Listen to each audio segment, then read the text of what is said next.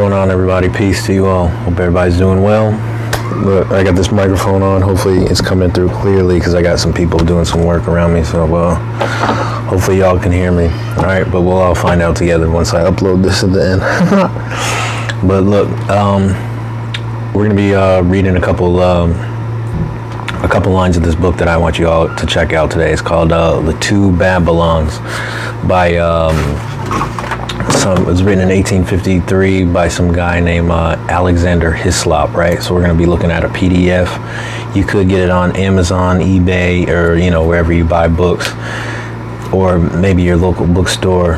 I'd imagine Barnes and Noble wouldn't have anything like this, but it's worth a read. It's a lot of secular history on the correlations between modern traditions and ancient religious practices, really rooted in paganism, that were done in Babylon and that have persisted to modern times, right?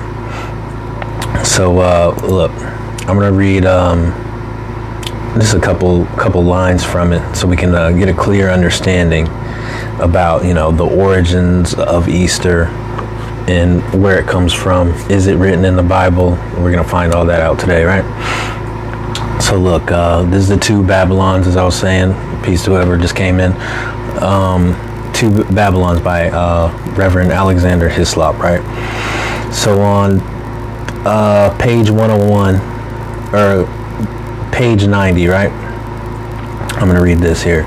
It says, only a little bit of it. It says, the festivals of Rome are innumerable, but 5 of the most important may be singled out for elucidation: Christmas Day, Lady Day, Easter, the Nativity of St. John, and the Feast of the Assumption.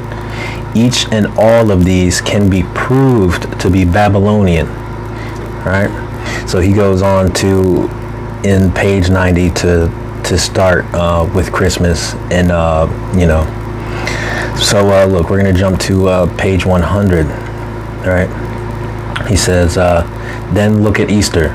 What means the term Easter itself? It is not a Christian name. It bears its Chaldean origin on its very forehead. Easter is nothing else than Astarte, one of the titles of Beltis, the Queen of Heaven, whose name, as pronounced by the people of Nineveh, was evidently identical with that now in common use in this country. That name was found by Layard on the Assyrian monuments is Ishtar. The worship of Bel and Astarte was very early introduced into Britain along with the Druids, the priests of the groves. Some have imagined that the Druidical worship was first introduced by the Phoenicians, who centuries before the Christian era traded to the tin mines of Cornwall. The Cornwall is a place in England, right? But the unequivocal traces of that worship are found in regions of the British Islands where the Phoenicians never penetrated, and it has everywhere left indelible marks of the stronghold which must have had on the early British mind. Let's skip down a little bit. And this is page 100 on the Two Babylons. May still be going over. Skip down.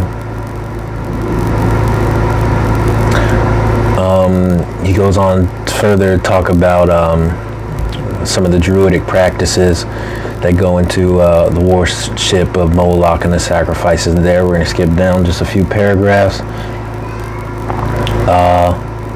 Says, if Baal was thus worshipped in Britain, it would not be difficult to believe that his consort Astarte, Ishtar, Easter, was also adored by our ancestors, and that from Astarte, whose name in Nineveh was Ishtar, the religious solemnities of April, as now practiced, are called by the name of Easter.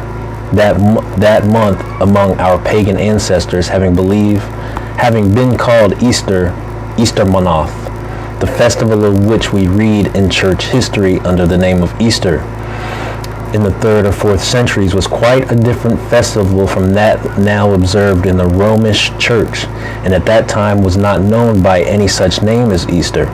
It was called Pasch, or the Passover, and though not of apostolic institution was very early observed by many professing Christians in commemoration of the death and resurrection of Christ. Okay, page 101. Socrates, the ancient ecclesiastical historian, after the lengthened account of the different ways in which Easter was observed in different countries in his time, i.e. the 5th century, sums up in these words. Thus much already laid down may seem a sufficient treatise to prove that the celebration of the feast of Easter began everywhere more of custom than by any commandment, either of Christ or any apostle. Everyone knows that the name Easter is used in our translation of Acts 12 and 4, refers not to any Christian festival, but to the Jewish Passover. This is one of the places in our versions where the translators show an undue bias, right? So he just said right there that all this stuff is not a commandment of Christ, right?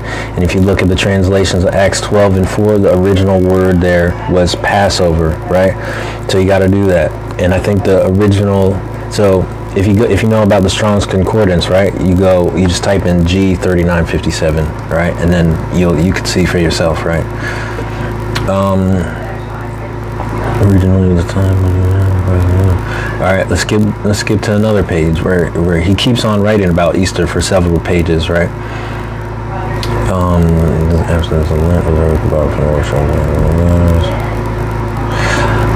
On page 102, he's specifically talking about Lent and its origins, right? So you could always Google this and read about that, but for the sake of our purposes, I just want to highlight all the mentions of Easter here, right? Among the people that seems to have been indispensable. He talks about how Lent was a worship of Tammuz. Okay, this is still page 102 at the end paragraphs. It says, this change of the calendar in regard to Easter was attended with momentous consequences. It brought into the church the grossest corruption of the rankest superstition in connection with the abstinence of Lent. Let any only read the atrocities that were commemorated during the sacred fast or pagan Lent as described by Arnobius and Clemens Alexandrinus, and surely he must blush for the Christianity of those who, with full knowledge of all these abominations, went down to Egypt for help. That has page 102 talks about more of Lent and its pagan roots and traditions and sacrifices there. So let's go to page 103. It says the solemnities of Pasch.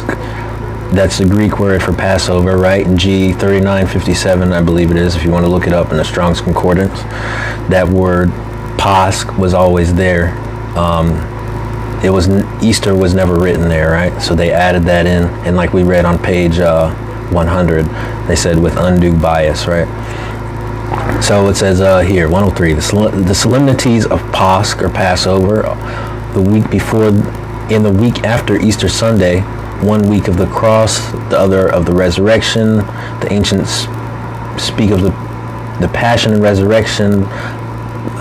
This is talking about how they mixed pagan traditions with Passover and how it started to be diluted, right? On page 103. Let's skip down just a little bit.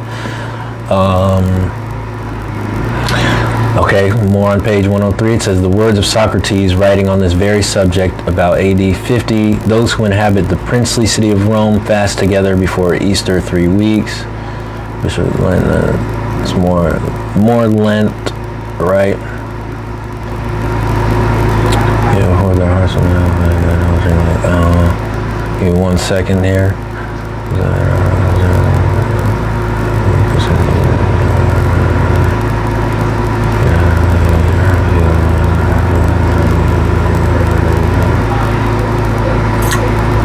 Oh man, there's just so much to unpack here. I just really want to give you the meat from the bones, right? Without getting into too much here.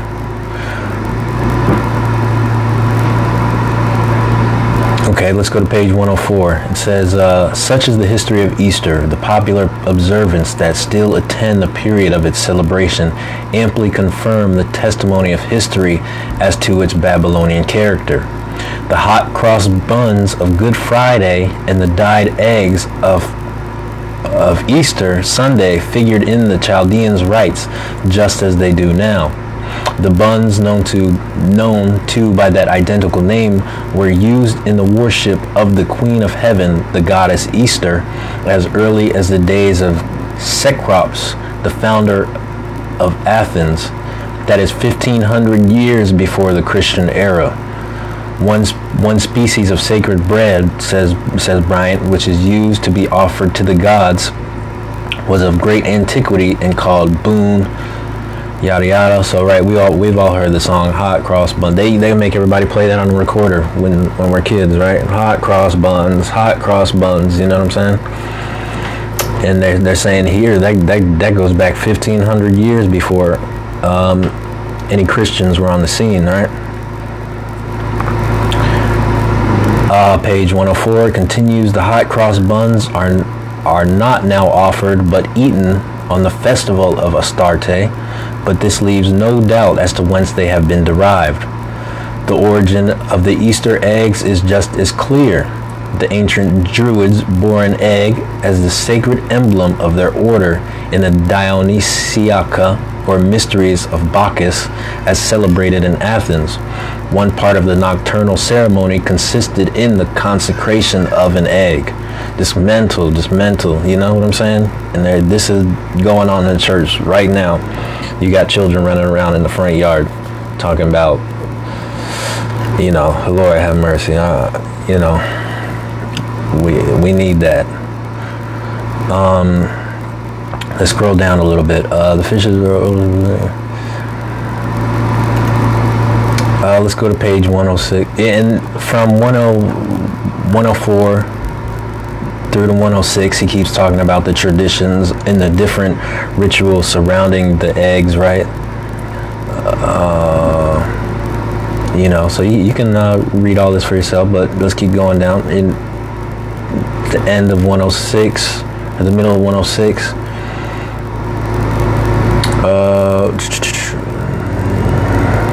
okay, look at this. This is wild. They're out of control for this one.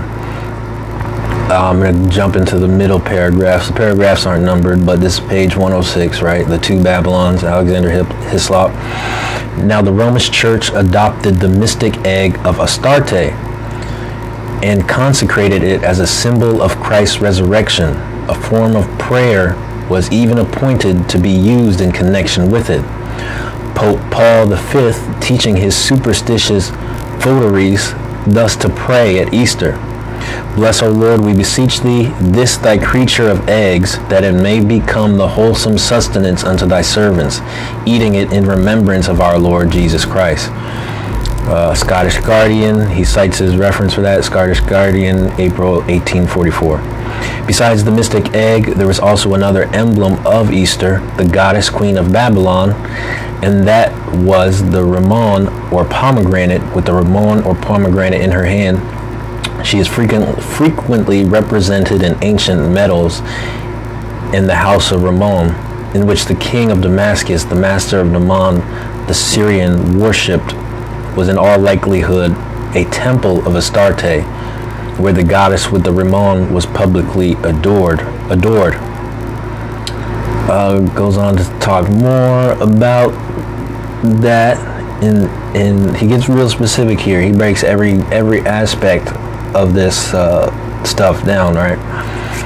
But for our purposes, we're gonna skip ahead and just highlight again some of the and pick off the meat of these bones, right? Paved with Scotland, let's see here. It's page 110. Instead of the pomegranate, therefore, the orange is employed, and so the Papists of Scotland join oranges with their eggs at Easter, and so also when Bishop Gillis of Edinburgh went through the vain, glorious ceremony of washing the feet of 12 ragged Irishmen a few years ago at Easter, he concluded by presenting each of them with 2 eggs and an orange. So that's, I don't know, I wonder if they still do that in this day and time with the whole orange thing. But okay, this book was written in 1853, so he's talking specifically in his time. But nevertheless, I'm sure all these churches that sprung out of the Roman church, I'm sure they still do all this crazy stuff, right? Description, let's go to page 110. He talks a little further. Let's see what he's saying here. Escape to mankind. I guess more having to do with the orange and different continents, right?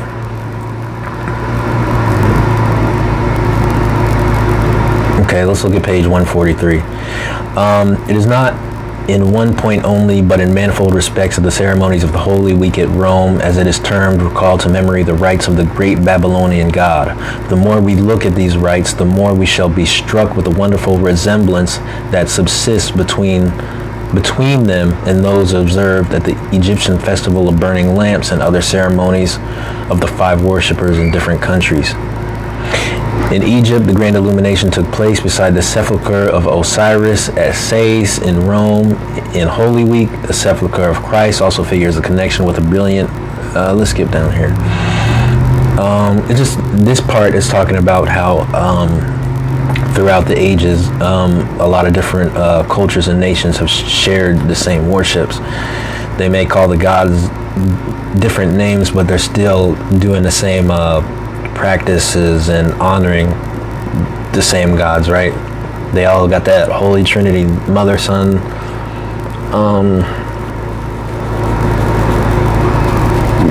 Father, Mother, Son, but the Son is the mother's wife, and just madness, right?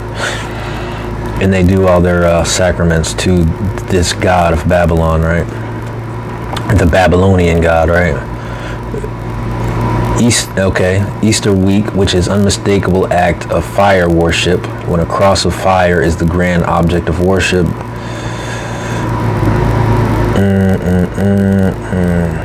Oh, let's look here. Place of God.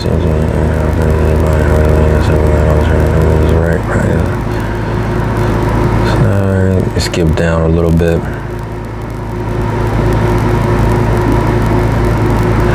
Okay. 172, page 172, it talks about how a lot of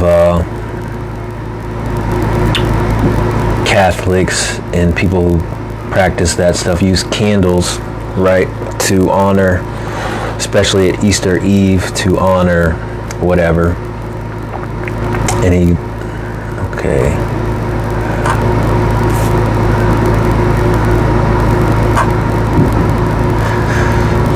Yeah, we're gonna stop there because we don't have to chop it all the way up, right?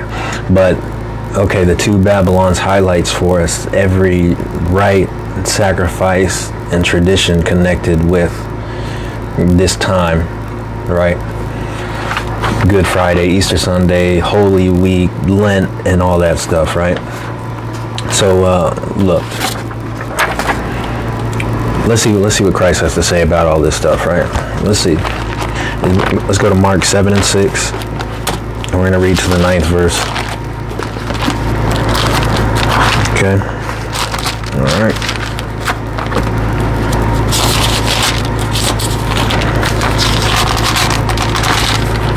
Let's get that.